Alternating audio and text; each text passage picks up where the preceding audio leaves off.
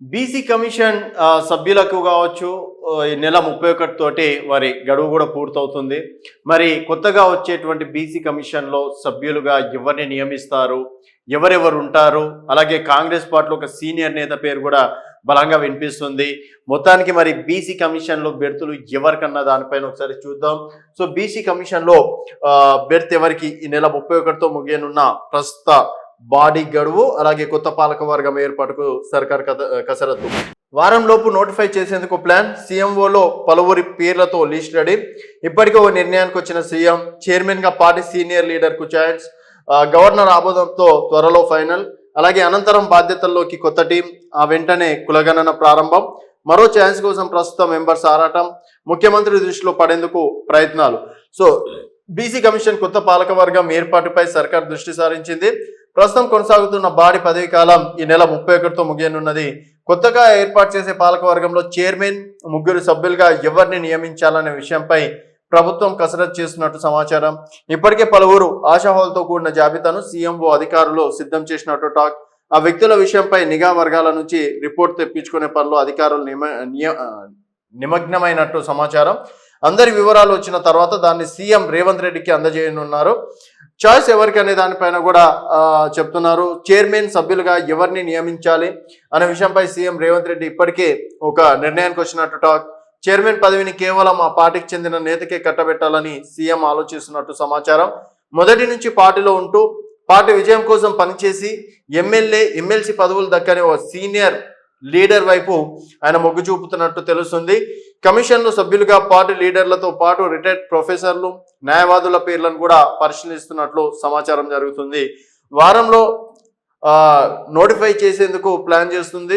Chairman, సభ్యుల పేర్లను ఎంపిక చేసిన తర్వాత గవర్నర్ ఆమోదంతో గెజెట్ విడుదల చేయనున్నట్లు కొత్త పాలక వర్గం బాధ్యతలు చేపట్టగానే బీసీ కులగణన కూడా చేపట్టాలని చెప్పేసి కూడా భావిస్తుంది. ఎందుకంటే బీసీ కులగణన చేసిన తర్వాతనే ఎలక్షన్స్కి వెళ్ళాలంటూ బీసీ కమిషన్ అంటే ఇక్కడ బీసీ సంఘం నేతలు కూడా చెప్తున్నారు.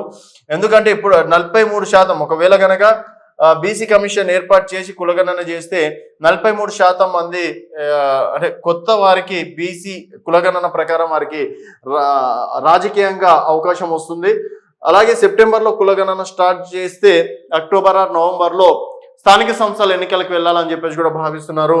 బీసీ రిజర్వేషన్లు పెంచిన తర్వాతనే లోకల్ బాడీ ఎన్నికలకు నిర్వహించాలని ప్రభుత్వం నిర్ణయించింది. అందులో భాగంగానే బీసీ కమిషన్ కు కులగణన బాధ్యతలను అప్పగించనుంది. ఇప్పటికీ అందుకోసం సర్కారు 150 కోట్లు కేటాయించింది.